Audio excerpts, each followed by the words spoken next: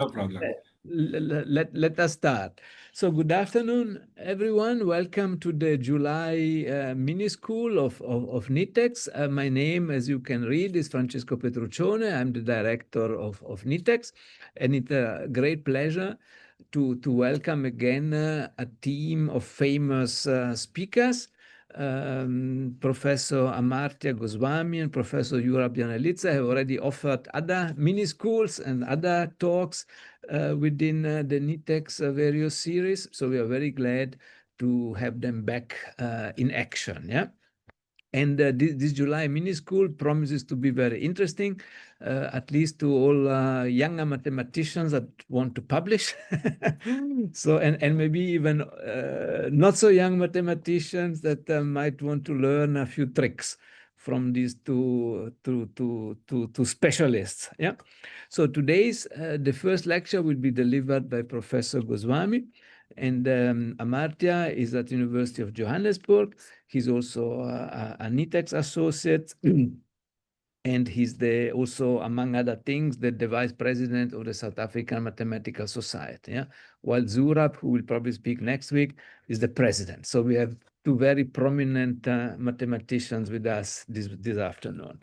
So Amartya, without further ado, if you I don't know if you want to share some slides or if you just talk, you are most and welcome to start.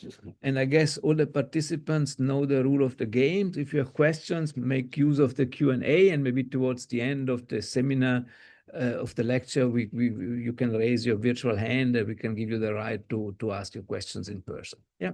Amartya, please, it's your show. Sure. Thank you very much, Francesca. I hope everybody can hear me. Let me share my screen and writing something. Only the problem is my Wacom is not functioning properly, but let me, at least I can type.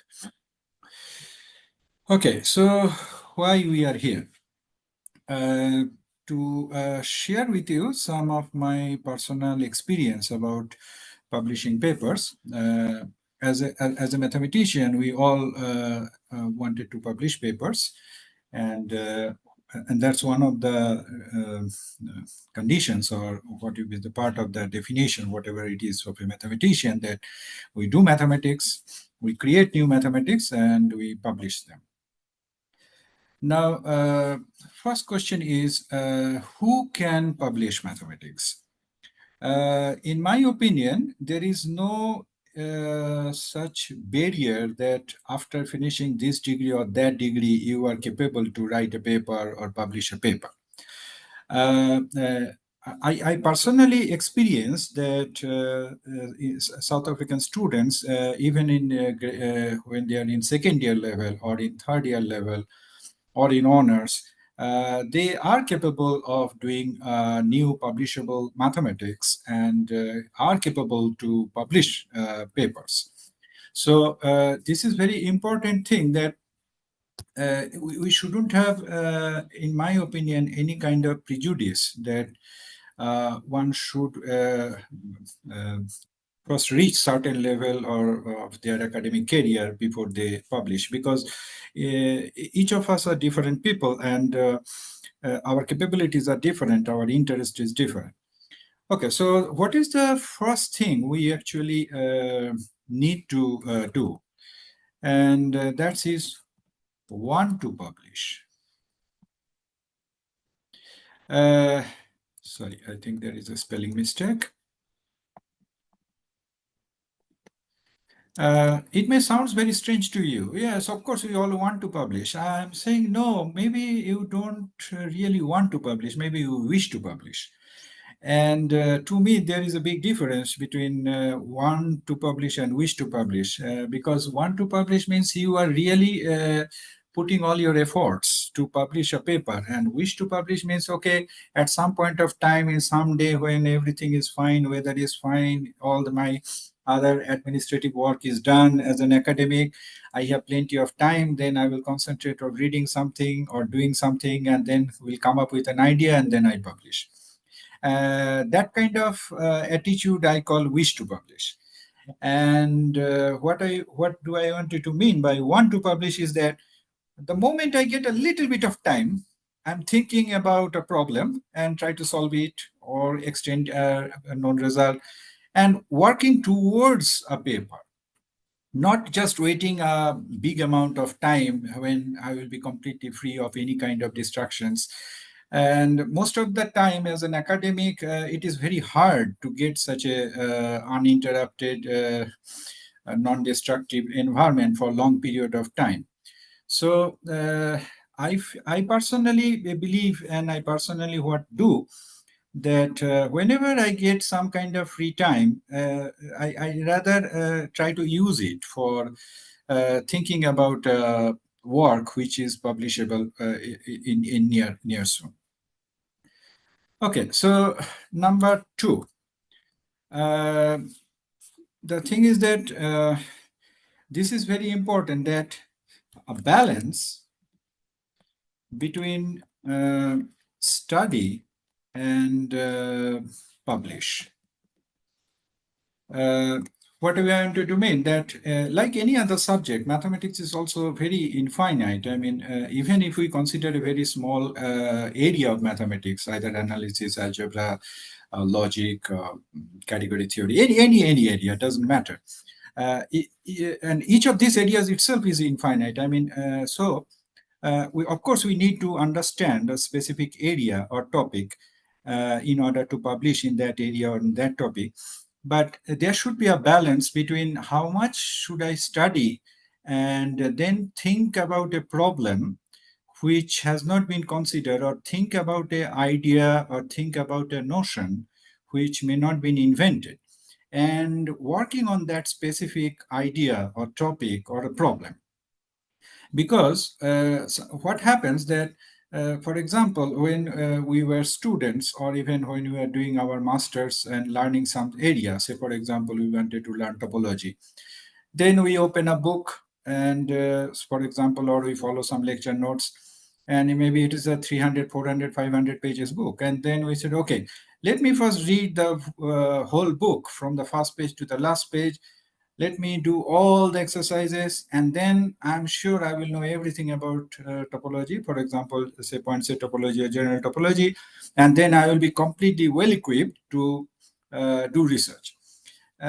Believe me, in practical, most of the time it does not work like that way, because even if you completely digest a whole textbook, in a very good whole textbook in say topology, then when you wanted to work on something, you will most of the time you will find that there are many things. Oh, I didn't know these things. These things are not described or talked about in this book. So then we have to learn more. And in some sense, there is no ending of this learning process, and which is good in some sense, because each learning process actually leads to some kind of questions, and that questions will eventually lead to the publish. So there should be a balance between some kind of idea I get from one area of mathematics. I understood more or less the bigger picture, not the integrity, the technical details, which is of course needed. But the main idea to understand what this topic or the subject is actually wanted to talk about, and what are the major ideas or the major structures or major questions actually being discussed in, or the highlight of the topic, and then accordingly try to see the connections between the topics or what kind of results have been done, and from there try to understand, okay, so maybe from x to x implies y is done. What about y implies x? Is it true in general? Has it been done? Then maybe, and that's the part when study part is over, or at least done up to certain extent, then this publication part of mind is actually coming. And then you ask, okay, I see in the book or in somewhere in the paper, this talk about x implies y. So a natural question is, what about is the converse? Is y always implies x, or do you need some certain conditions? And that kind of very natural questions lead to something new, possibly. And then when you investigate, nowadays internet is there, even chat gpt is there, one can always ask even chat gpt, modulo that we need to verify, because it may not happen that all the answers are correct there. So then we just see either it could be trivial, someone actually did it, or it's a mere exercises, or it may happen that nobody actually thought about whether what will happen when we ask the question is y implies x, and then try to investigate towards this y implies x. Is this true? If is it false? If it is not true, under what condition it is true? And when you try to find what conditions needed, if additional condition needed, that will force us to study a little bit more. And this is the way we can actually continue both. One is studying as well as thinking some new problem which has not been considered before. So this is what do I wanted to mean by the balance between study and publish. Of course, it is true that more we have knowledge or understanding of a subject, it will be sometimes or many cases, it will be easier to get this intuition about this y implies x things, either how to construct a counter example in general if it is not true. So if our study is a little bit more, then we will have more tools in our disposal, and that will help to get some kind of counter example if it is not true. And if it has to be true with some additional conditions, then this knowledge of the study, what we actually did, that also actually helps that what extra type of structure or extra conditions may be suitable here, and that helps us doing this experiment process. Okay, so these two are very basic things, and probably you notice that to do these two things, one do not need to wait until finish PhD, for example. Anybody studying anything, even in a very undergraduate level course, can ask more general questions out of the textbook or exercises, which beyond the exercises. And then one can think about these two questions. And that will help them to, from the very beginning, how to think more like a mathematician towards publishing. And this is very important, is because most of the time what stops us from publications, one of the thing which I noticed is that fear. Fear of unknown fear of may not be what I'm thinking is good enough. It may be too trivial.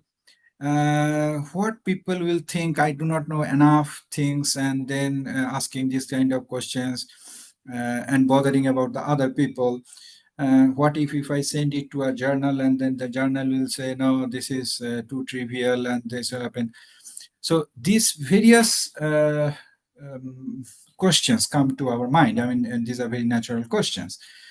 And these questions, in fact, in some sense, stops us to do this kind, asking more questions. And that actually stops also writing papers.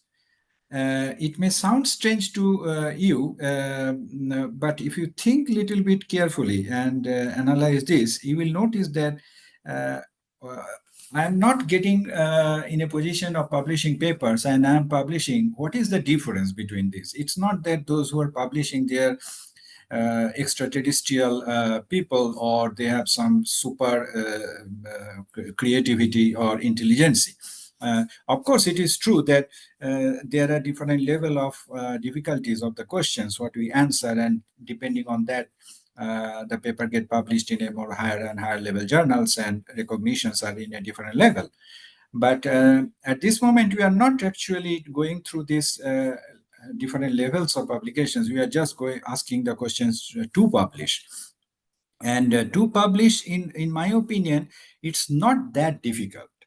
It may be difficult of the questions to publish in a very higher level journals, or publish or working or solving a problem which is much more challenging, or maybe open questions or a conjecture which is open for 100 years. Of course, those things are infinitely more challenging than just publishing a paper. So fear is need to be overcome to actually start with this whole process. Now, let's take a very specific example of an area, and then maybe we can actually think how we can actually work.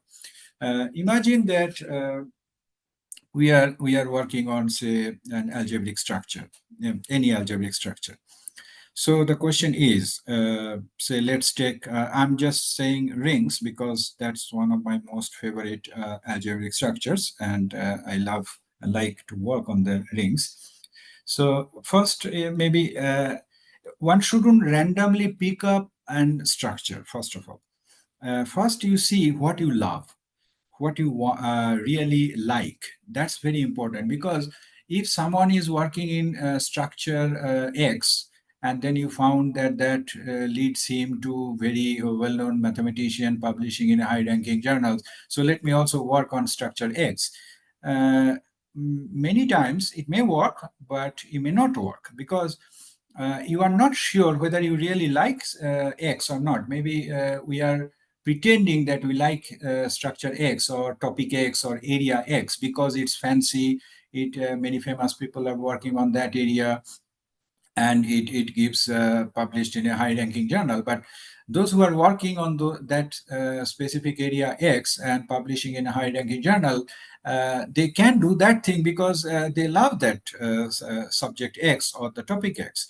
But that not necessarily imply that I like that subject X, and then I can grab that structure X or subject X and wanted to work desperately to publish in subject X, whereas my mind may want Y, subject Y, or the structure Y. But and that's another dilemma, which also sometimes stopping us from publications or writing papers, because remember that we feel more comfortable to a topic or a subject area which we feel very in our home ground, in a sense that, okay, I can think about this structure naturally, I can come up with questions about this structure naturally, in this topic naturally, and I can coordinate between the existing literature and my own thinking.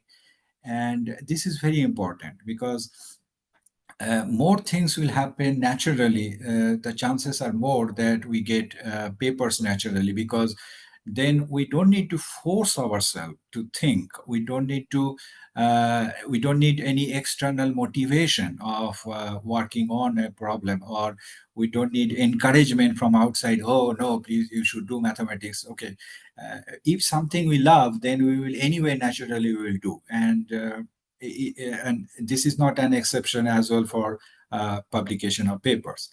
So, so let us go back to this. Let us assume that you love, say, rings. You may not love, but let us, for the sake of discussions, assume that you love structure rings and you wanted to work on rings. Then the first question, where should I start?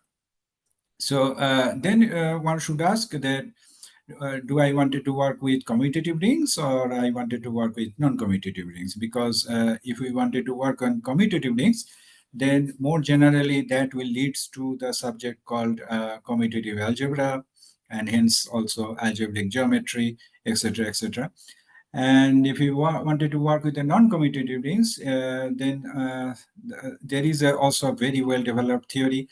So we need to first decide that what kind of rings we wanted to work on. Okay, so then how to decide? So we read something, say a paper. Paper means not a very long paper, first of all, because if it is very long, and it should be very technical. Let's take a very simple paper. any paper, you just browse through MathSciNet and check which paper. It looks like that. I more or less I understand what this person is doing. May not I understand everything in details or technical, but that doesn't matter, or maybe not be even necessary for the first stage. And then you choose, say, okay, I wanted to work on commutative rings, because things are, of course, in some sense, commutative rings is much well behaved, less problem, because you don't need to think about left and right kind of things, specifically, for example, with ideals and other constructions. So in that case, we just pick up, say, for example, commutative rings. And then, of course, we wanted to see, do we wanted to work on specifically on the structure of commutative rings, or we wanted to work on some substructure of it, or we wanted to work on applications of commutative rings within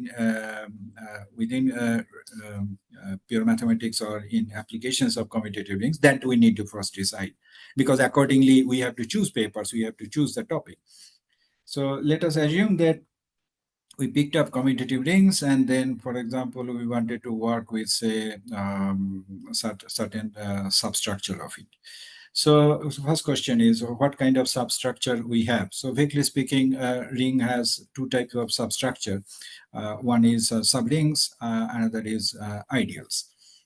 Okay, so now we need to decide that, for example, which one I wanted to look for it. So let us assume that what I personally like, for example, ideals, I wanted to work on with ideals.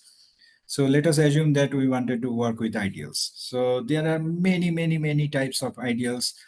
At some point of time, last year, in one of these NITheCS colloquium talk in Stellenbosch, I mentioned that out of my utter surprise, I found that for each alphabet in English, there exists at least one kind of ideal. That means there is something called A ideal, B ideal, C ideal, just like that. But apart from them, there are many other type of ideals which has a different name, like prime ideal, maximal ideal, strongly irreducible ideal, and so forth, so on. So now you wanted to see that, do you wanted to think about certain new properties of certain kind of ideals, or you wanted to create or understand that any kind of possibility of extending of certain kind of ideals, or create a new kind of ideals? And let us imagine that you wanted to create, or you wanted to understand that new kind of ideals, if possible, from where we can get such things. So one possible way to is doing that. It happens that in other disciplines of mathematics, where ring structure is actually part of their own structures. For example, if we go to analysis, if we consider, say, sister algebras or Banach algebras, because by definitions, these algebras already incorporated these ring structures. So it may happen that they are considering certain kind of ideals from their structural point of view, which has not been considered, for example, in the ring perspective. And then, of course, one can actually browse through these journals and look for these different kind of ideals. And then the first question is, okay, what is the definition of this specific type of ideals in this specific structure, which is not necessarily only rings, but with additional structure? So then what will happen, that you will see that that definition of ideal is not as simple as the definition of ideal in rings. It will have some additional components at part of the definition, which is very natural, because that structure is more enriched than the rings. Then the question is it possible to extend or generalize that notion of ideal in that structure to the rings? And in order to do that, one need to be very careful, so that there should be some synchronization, that when I go back to there, I should get back that kind of ideal what they are talking about. Okay, so then you can actually think what should be the possible definition of that type of ideal in the context of rings only, without any additional structure on top of it. And then maybe you propose a definition, and then you see whether how does it look like. Now, how do you know that this definition is good or bad? The first thing we need to do we have many examples? of the kind of ideals I'm proposing for the for the rings only. And those examples shouldn't be exactly the copy of the examples in, say, in Banach algebra or in sister algebra, because then it does not make sense. We should have completely isolated definitions, in the sense that those examples only needed or only coming out from the rings. And in order to do that, first we need to find, say, some trivial examples. Is the zero ideal of that kind? Is the whole ring is of that kind of ideal? So these are the very simple examples. It may happen that the zero ideal is not of that kind. For example, if you have an arbitrary commutative ring, zero ideal is not always a maximal ideal or even a prime ideal. And there are conditions when they are of that kind. So then we get some trivial examples, but trivial examples are not sufficient even to establish that my notion of this ideal is good enough. Then we need to find some non-trivial examples. So once we get many non-trivial examples, then we little bit feel comfortable that, okay, I come up with an extractions or extension or generalization of an ideal, and then I found that my definition actually gets supported with plenty of examples, trivial as well as non-trivial examples. Then one need to be very careful. Make sure is not all ideals satisfy this definition. Then I haven't discovered anything new, because then it's just a trivial thing. So I should then find some counter examples. So can I have some ideal which is not of the kind I'm proposing? And those counter examples should be also non-trivial. First, try to find trivial counter example, and then find non-trivial counter examples.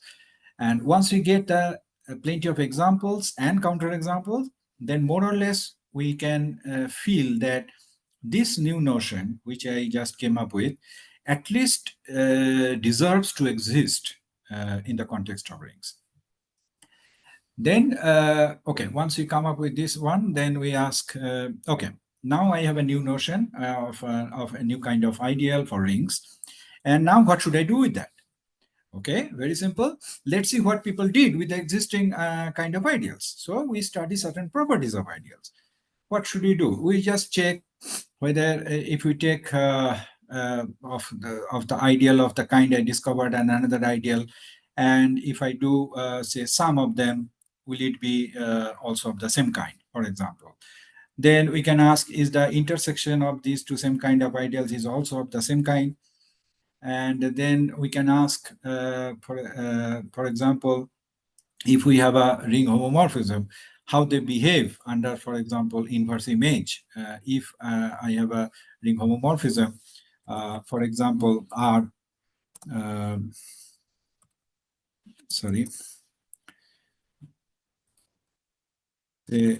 imagine I have a ring homomorphism from R to S. And then if I take up my new kind of ideal in the ring S, is the inverse image of that kind of ideal is also that kind of ideal in the ring R, because it is not, it is true in general for any kind of ideals. For example, inverse image of any ideal is an ideal, that is true, but inverse image of, for example, maximal ideal may not be maximal ideal. So the question is the inverse preserved?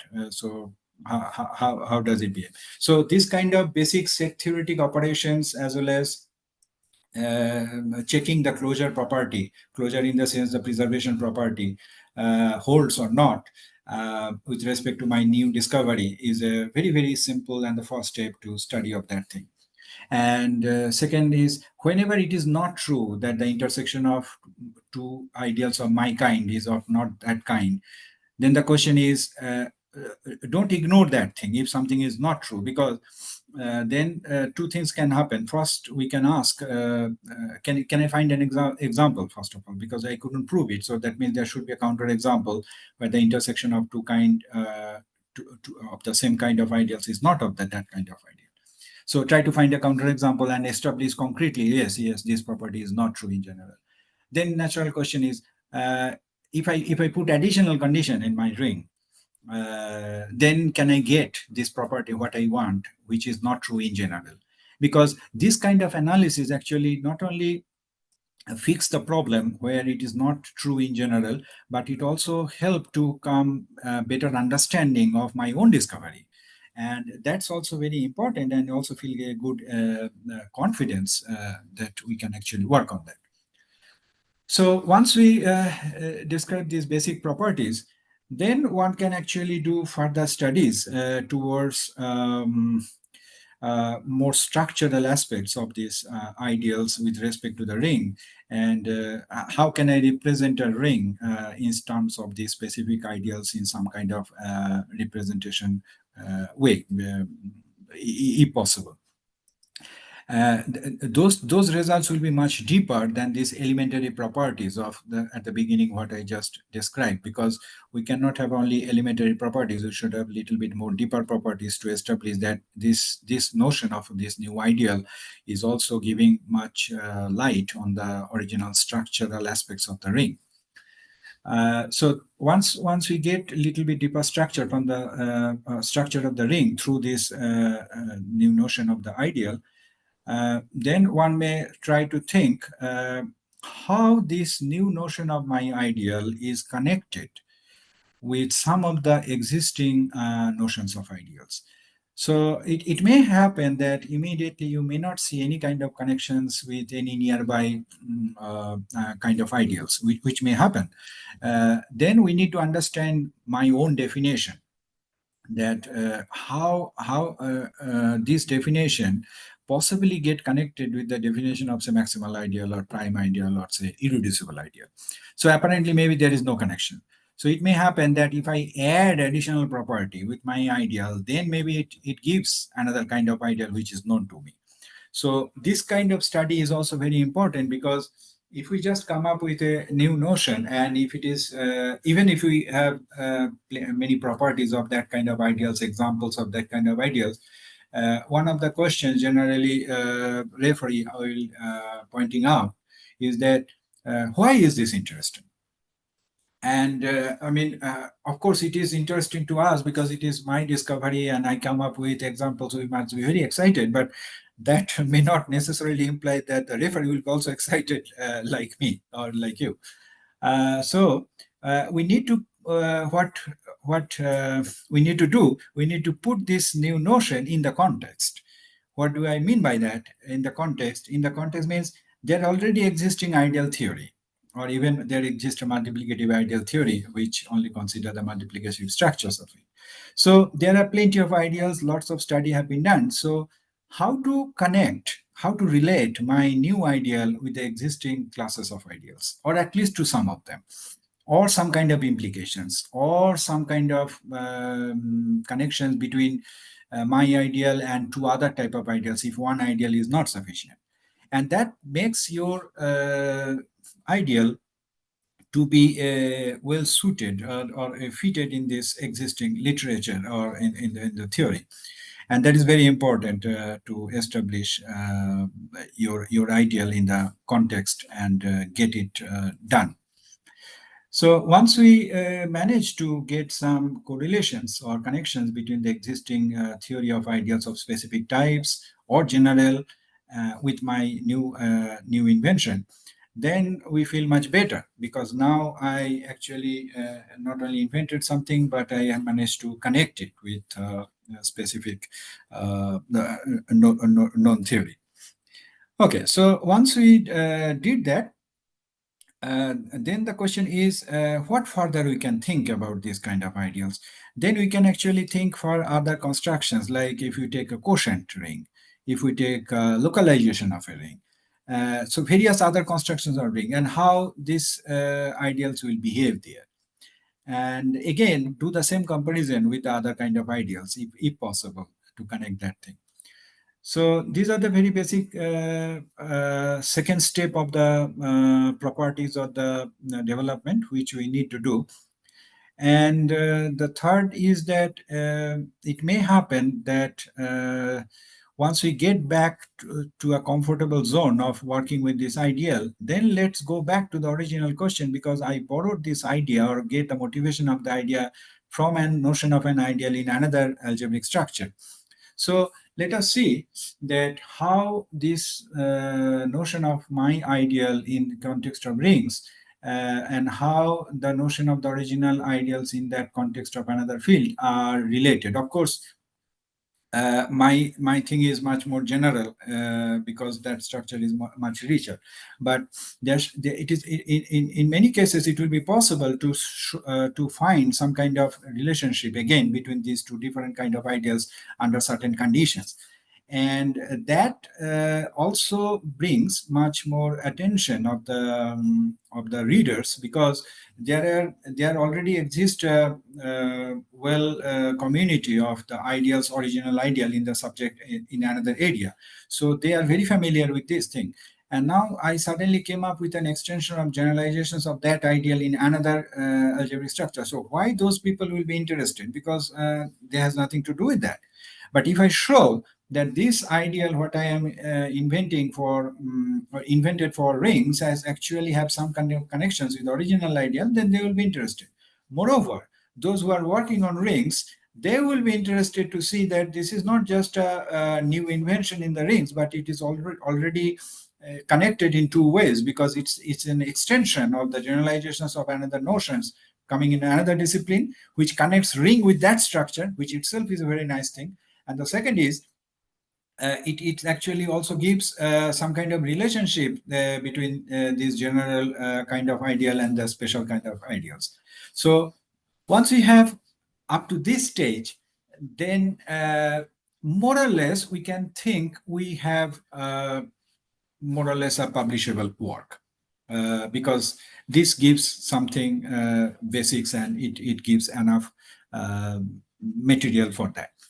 Now, what we need to do, we actually write it up, everything. And to write it up is another task, because let us go back from the beginning, and let us summarize what we got. First, we wanted to publish.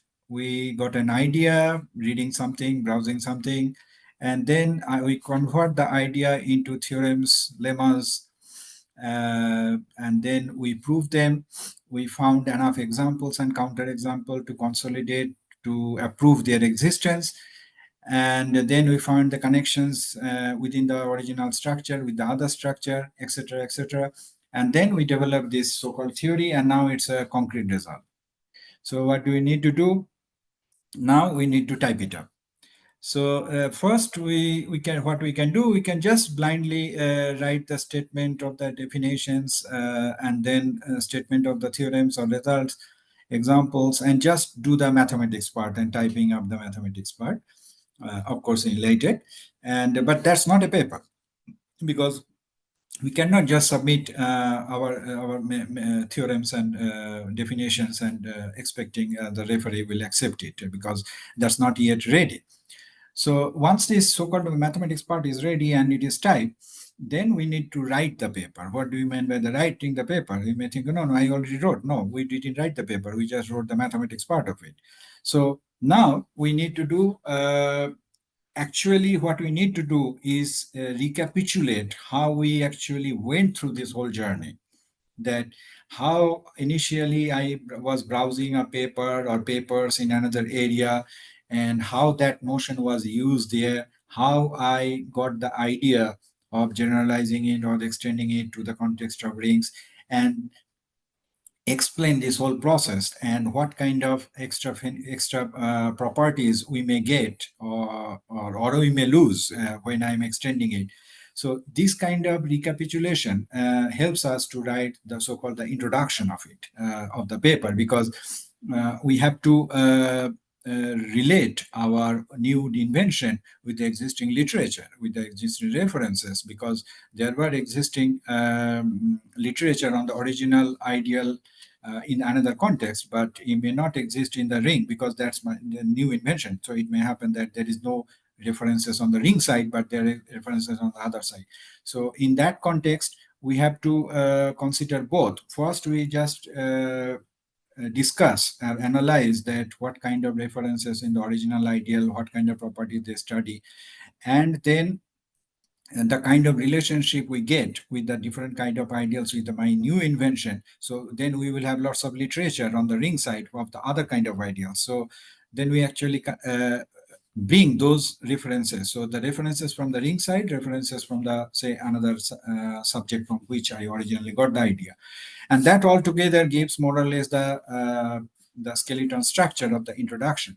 So once we write the introduction, then of course naturally we add the references, and if possible just finishing the paper with certain kind of questions which you may not be able to answer at this moment, or you may think that it's worthy to further study, because that kind of questions or discussions is actually enrich the paper, because this tells us that okay, this theory is not dead end here, it's not finished. There are lots one can do, and you can actually invite your readers just to think about those problems, and of course just not blindly write some statements and some haphazard way or vague way these questions. Make it as precise as possible, such that it gives a good guideline, good way to pathway to work on those kind of problems. So once this whole thing is done, writing up is done, then checking is very important. Make sure that your proofs are correct. And how do you know? Because once we write the papers, we feel little bit of we are done, and then we do not want to look back our paper. What if there are some mistakes? Yes, that's another psychological block after finishing and not submitting the paper. And we need to, in some sense, overcome and force ourselves to read our paper not as an author of the paper, but as a very, very rough referee or angry referee, or who by all means wanted to reject my paper.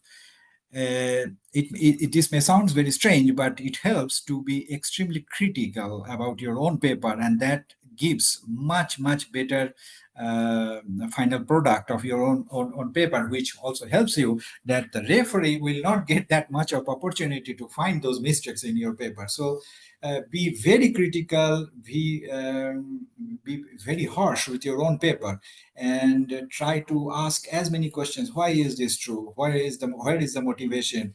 Why there is only one example? And maybe I proved X implies Y, and I didn't say anything about Y. What about Y implies X? So please make those kind of notes, and add and insert slowly through the whole paper, and look for further references. Maybe there I missed some other references, important references, when I was writing the introduction or the conclusion part, and add them.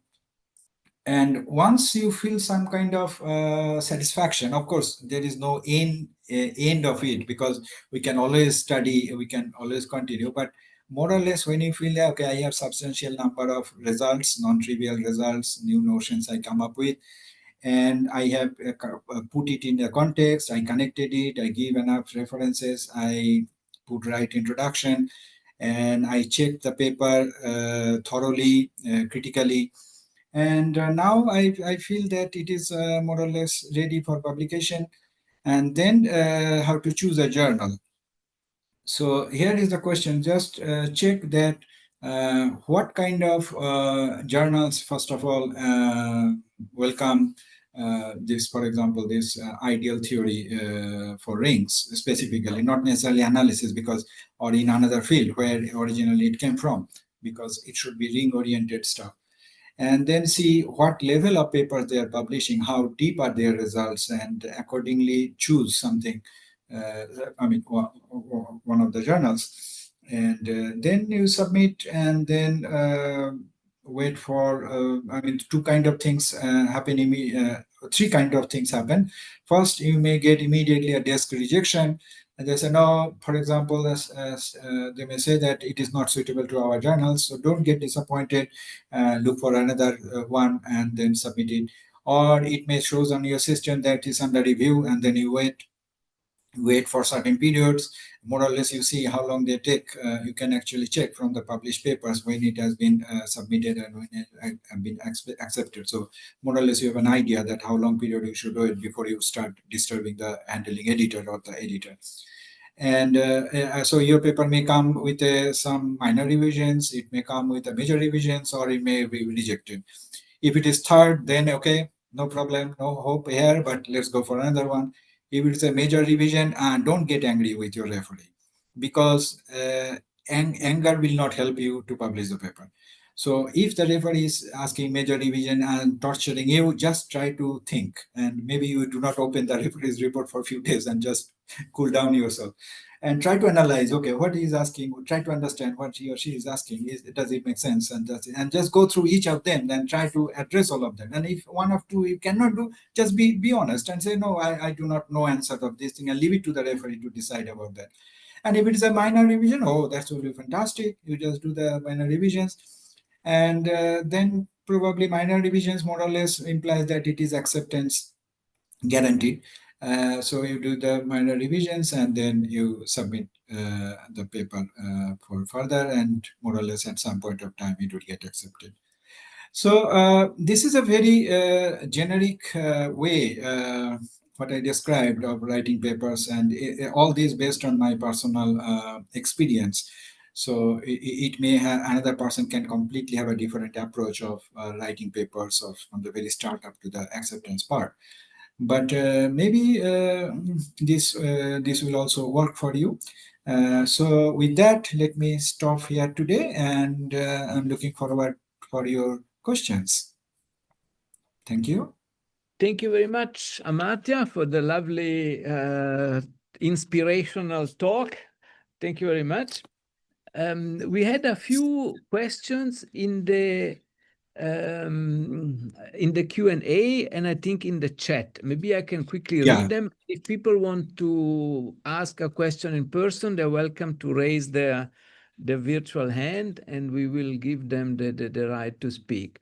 R. Goyal asked, and it was at the beginning of your talk, how to know that this is the problem which I should focus on, which may lead to a publication.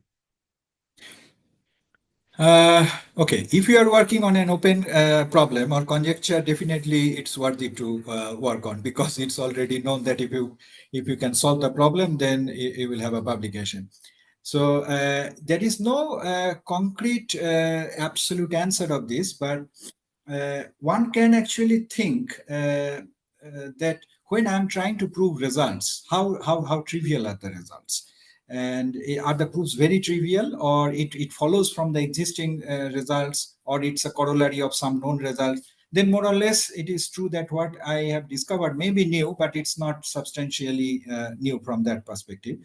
But if it turns out that you are getting very different properties, for example, of your new ideas or the problems, which is not correlating or similar of the existing one, then more or less it is sure that I'm trying to do something new. But again, it's all depends on what kind of journal we actually submit, because if we are aiming very high level journal, then they want more non-trivial work. And if we aim for a little bit lower level journal, then the ambition will be less. So depending on what level of journals also determines that the problem is trivial or not. Excellent. The same person asked, what if a proof reported in a paper is found to be incorrect or not so correct after the publication? Okay. So this often happens, and there is in our academic world, it's called erratum or corrections. We always, people actually not even immediately, actually even after 10 years, the authors found, oh, there was even may not be found by the referee or other people, the authors themselves found that there are some mistakes. So then you approach the journal and you say that these are the things we noticed, this is wrong. Or maybe some friend of you, some colleagues from another country actually pointing out, and you agree with that person that yes, unfortunately it can happen that there were mistakes. We are all human beings, but of course we try to minimize it and make it error free, at least mathematical error free. Typographically it's still maybe all right. But there is always a scope to actually send an erratum, and in the history there are many famous papers actually, or well-known papers by well-known mathematicians published erratum of their papers later on. So that's not at all unusual. Okay, thank you. Then there is Nathan that asked, Is publishing a new proof of a known result considered original research? It depends. If the new proof is done using completely different tools and it becomes easier than the original proof, then definitely it's a new research, in my opinion. Yeah. Okay. And now there's an interesting question. Is it okay, by Pranay Biswas, is it okay if I'm not happy with the work and still get published? Or should I see a doctor?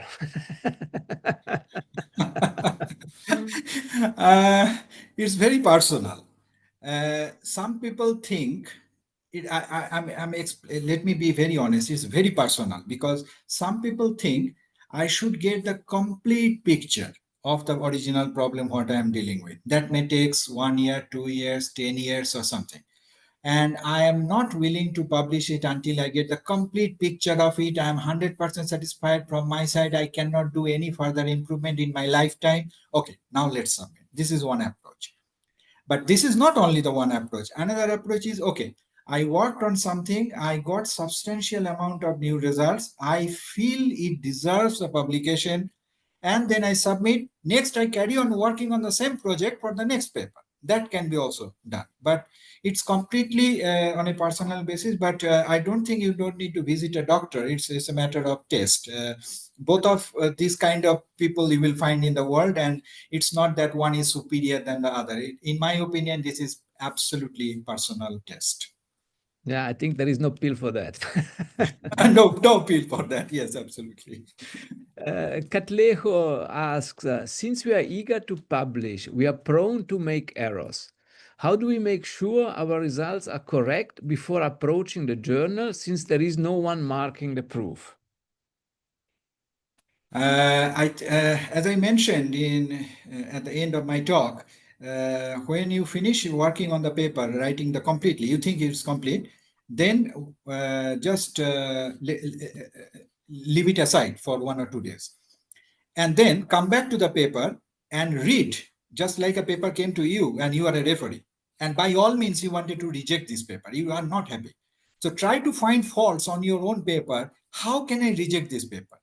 Once you try hard, and you cannot find a fault to reject the paper, then more or less you are sure this paper is correct. That's a very good trick. Okay, now there is Sishle, who says, I'm a first-year mathematics student at Northwest University. How best can I prepare for writing or producing a mathematics paper? Is there a particular book, or am I just jumping the gun? I don't think there exists any book which tells you how to. I mean, there are many YouTube videos where many well-known mathematicians actually describe writing papers and these things.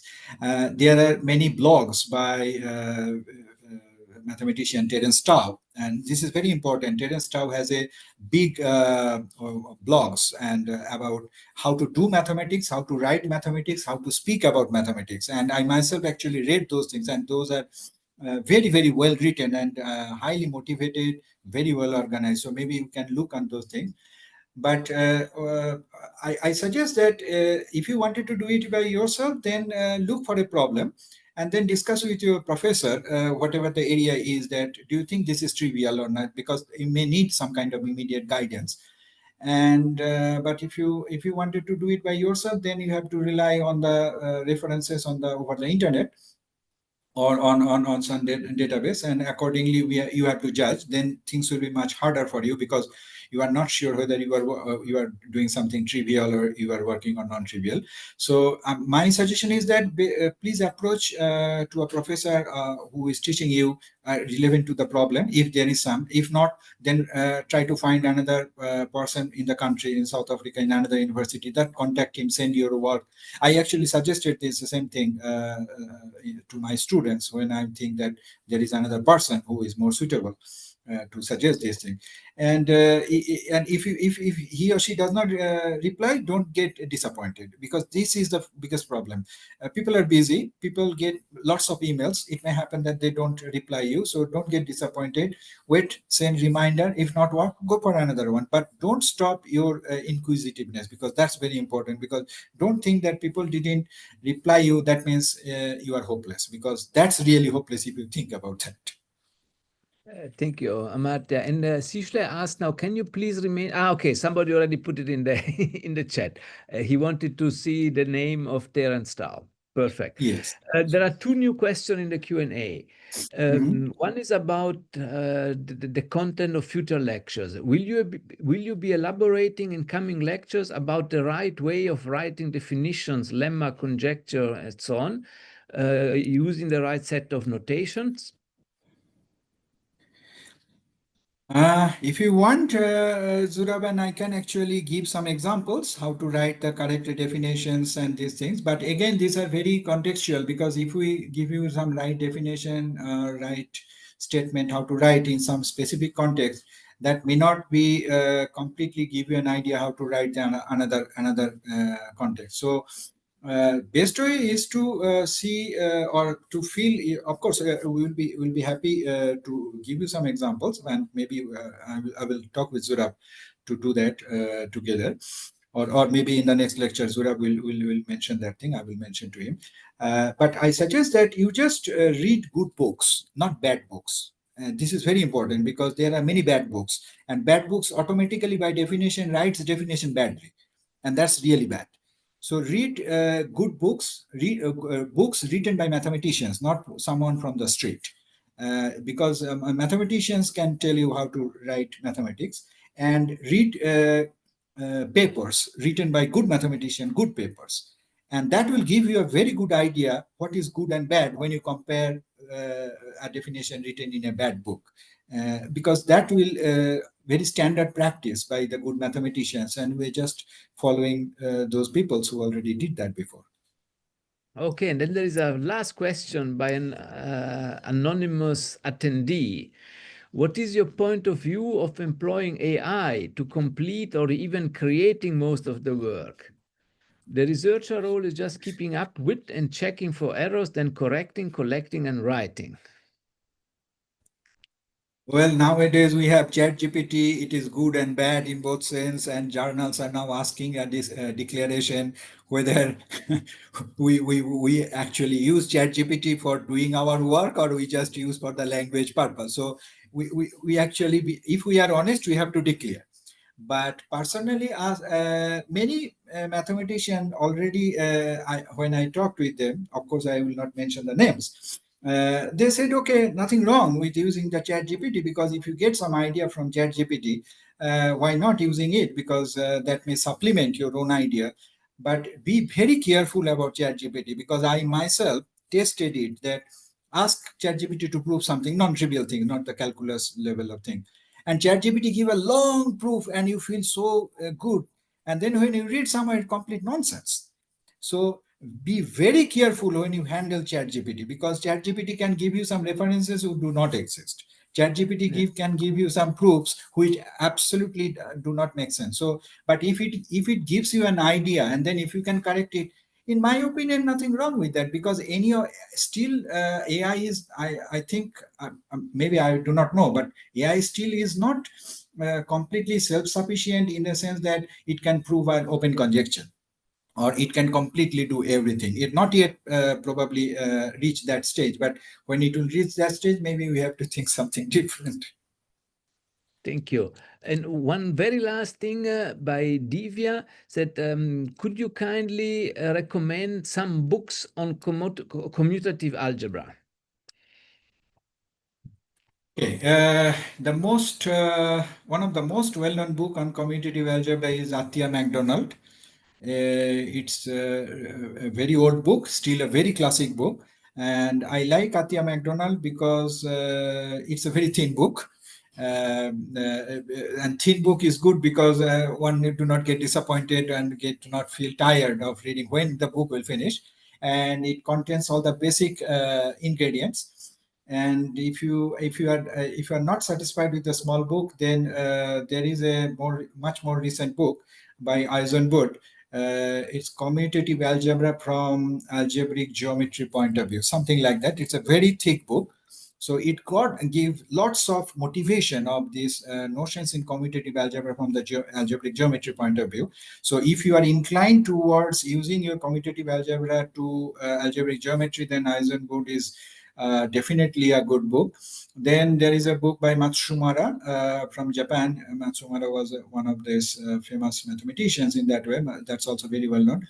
But apart from that, now there are many commutative algebra books. But I personally feel that once you like one book, please stick with that book. Don't just browse between the books, because then you will not progress anything. You just read one definition, I don't like it. Then you read the same definition in another book. But you must stick with one book, go up to certain level. If that's not sufficient material is there, then you supplement with another book, but not doing window shopping and not buying anything. Excellent. I think that covered all the questions that we received by the participants. So Amartya, thank you very much. I think it was very inspiring for the many participants, and I think they are all looking forward to the next lecture next week and for the subsequent lectures later in the month. Yeah.